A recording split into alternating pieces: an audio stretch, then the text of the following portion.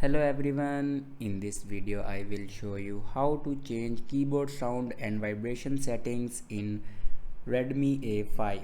So before watching this video, don't forget to subscribe the channel and also press the bell icon.